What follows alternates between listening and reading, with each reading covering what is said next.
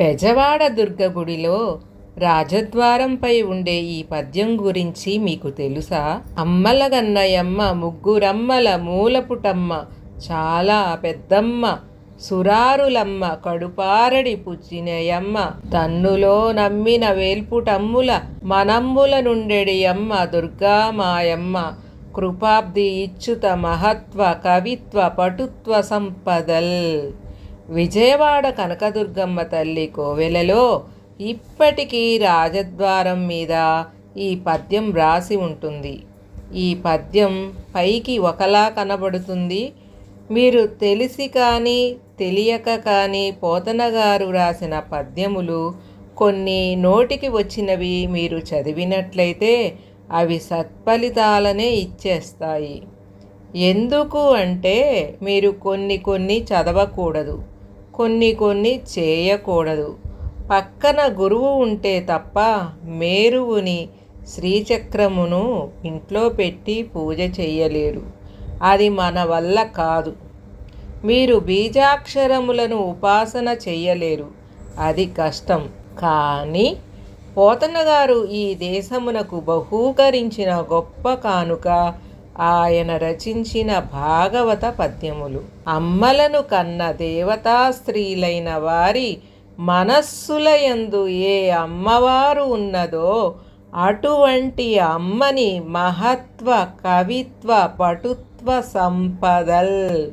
ఈ నాలుగింటి కోసం నమస్కరిస్తున్నాను. అటువంటి దుర్గమ్మ మాయమ్మ ఇవి ఆయన ఈ పద్యములో చెప్పిన విషయములు. మీరు చేయలేని ఒక చాలా కష్టమైన పనిని పోతన గారు చాలా తేలికగా మీకు ప్రమాదం లేని రీతిలో మీతో చేయించడం కోసమే ఇటువంటి ప్రయోగం చేశారు. అమ్మల గన్నయమ్మ అమ్మల అని చెప్పబడ్డవారు ఎవరు? మనకి లలితా సహస్రం శ్రీమాత అనే నామంతో ప్రారంభమవుతుంది. శ్రీమాత అంటే స కార ర కార ఈ కారముల చేత సత్వ రజస్తమో గుణాధీసులైన బ్రహ్మశక్తి, విష్ణుశక్తి, రుద్రశక్తులైన రుద్రాణి, లక్ష్మీదేవి, సరస్వతీదేవి ఈ ముగ్గురికి అమ్మ. ఈ మూడు శక్తులను త్రిమూర్తులకు ఇచ్చినటువంటి పెద్దమ్మ. అమ్మ ఎవరు ఉన్నదో ఆయమ్మ అంటే లలితా పరాభట్టారిక స్వరూపం. ఆ అమ్మవారికి దుర్గా స్వరూపమునకు భేదం లేదు. అందుకని అమ్మల గన్నయమ్మ ముగ్గురమ్మల మూలపుటమ్మ. ఆ ముగ్గురు అమ్మలే మనం మహంకాళి, మహాలక్ష్మి, మహాసరస్వతి స్వరూపాలుగా కొలిచే తల్లులు. ఈ ముగ్గురమ్మల మూలపుటమ్మ చాలా పెద్దమ్మ. ఇది చాలా గమ్మత్తైన మాట. చాలా పెద్దమ్మ అనే మాట మహాశక్తి అండ పిండ బ్రహ్మాండములంతటా నిండిపోయిన బ్రహ్మాండమైన శక్తి స్వరూపం. ఈ శక్తి స్వరూపిణి చిన్న పెద్ద భేదం లేకుండా సమస్త జీవరాశులలోనూ ఇమిడి ఉంది. అలా ఉండడం అనేదే మాతృత్వం. ఇది దయ. దీనిని సౌందర్యం అంటారు. దయకు సౌందర్యం అనే పేరు. అది ప్రవహిస్తే సౌందర్య లహరి. అండపిండ బ్రహ్మాండములు అన్నింటిలో నిండిపోయి ఈ భూమిని తిప్పుతూ లోకములన్నింటినీ తిప్పుతూ ఇవన్నీ తిరగడానికి కారణమైన అమ్మవారు ఎవరో ఆ అమ్మే ఈ అమ్మ. సురారులమ్మ కడుపారడి బుచ్చినయమ్మ. సురారి అనగా సుర అంటే దేవతలు, అరి అంటే శత్రువు. దేవతల శత్రువైన వాళ్ళ అమ్మ అనగా దితి.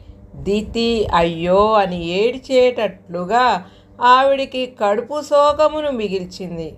అనగా రాక్షసులు నశించడానికి కారణమైన అమ్మ. దేవతలలో శక్తిగా ఈమె ఉండబట్టే రాక్షసులు మరణించాడు. తన్నులో నమ్మిన వేల్పుటమ్మల మనంబుల నుండెడి అమ్మ. ఇదొక గొప్ప మాట. అమ్మవారిని మనస్సులో నమ్ముకొని శక్తితో తిరుగుతున్న వారెవరు? బ్రాహ్మి, మహేశ్వరి, వైష్ణవి, మహేంద్రి, చాముండా, కౌమారి, వారాహి, మహాలక్ష్మి, ఇలా ఎనమండుగురు దేవతలు ఉన్నారు. వీరిని అష్టమాతృకులు అని పిలుస్తారు. ఈ అష్టమాతృకులు శ్రీచక్రంలో దేవతలుగా ఉంటారు. వీరు నిరంతరము అమ్మవారిని లోపల కొలుస్తూ అమ్మవారి వలన శక్తిని పొంది మనల్ని ఉద్ధరిస్తూ ఉంటారు. ఈ యనమండుగురునే మనం కొలుస్తూ ఉంటాము. రక్తాంబరాం రక్తవర్ణాం రక్త సౌభాగ్య సుందరాం వైష్ణవీం శక్తిమద్భుతాం అంటారు దేవి భాగవతంలో వ్యాస భగవానుడు.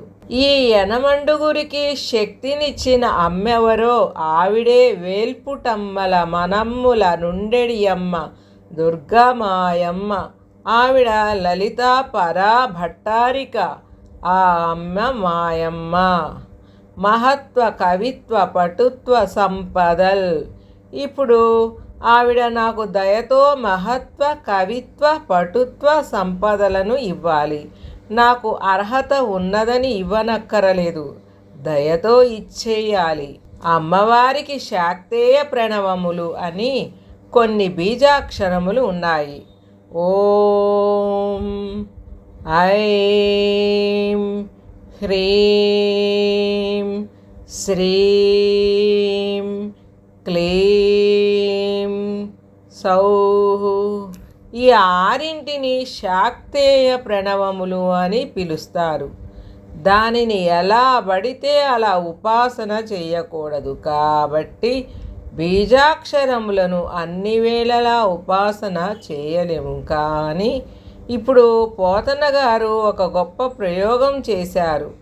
మహత్వమునకు బీజాక్షరము ఓం, కవిత్వమునకు బీజాక్షరము ఐం, పటుత్వమునకు భువనేశ్వరి బీజాక్షరము హ్రీం, ఆ తర్వాత సంపదల్ లక్ష్మీదేవి శ్రీం.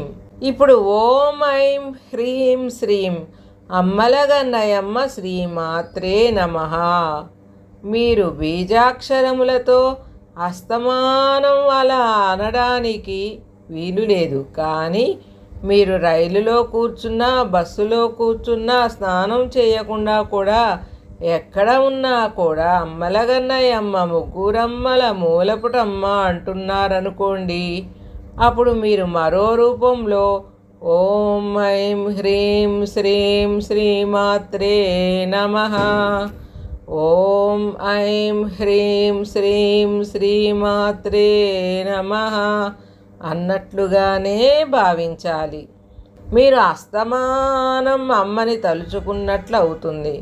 అప్పుడు అమ్మవారు చాలా తొందరగా మీకు పలుకుతుంది. అందుకే లలితా సహస్రం శ్రీమాత అంటూ అమ్మతనంతో ప్రారంభమవుతుంది. ఆవిడ రాజరాజేశ్వరి అయినా ఆవిడ ముందు అమ్మా అమ్మా అనేసరికి ఆవిడ పొంగిపోతుంది. ఇన్ని మార్లు ఆ పద్యము ద్వారా అటు ఇటు అమ్మని మీరు పిలుస్తూ ఉంటే విసుక్కోవడం చేత కాని దయాస్వరూపిణి అయిన అమ్మ మీ కోరికను తీరుస్తుంది. ఇప్పుడు మీరు ఓం ఐం హ్రీం శ్రీం శ్రీమాత్రే నమః అనలేకపోవచ్చు. కానీ అమ్మలగన్నయమ్మ ముగ్గురమ్మల మూలపుటమ్మ చాలా పెద్దమ్మ అనడానికి కష్టమేమిటి? ఈ విధంగా పోతనగారు శ్రీ విద్యా రహస్యములన్నింటినీ ఔపాసన బట్టి తెలుగు వారందరికీ ఒక మహత్తరమైన కానుకను బహూకరించిన మహాపురుషుడు. ఆయన ఒక ఋషి. అందుకని ఈ పద్యమును అనుగ్రహించారు. ఓం శ్రీమాత్రే నమః. హరి ఓం తస్సత్.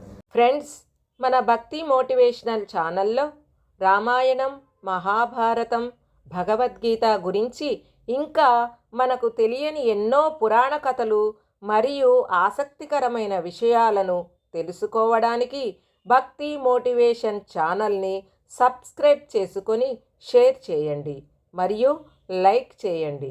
Thanks for watching.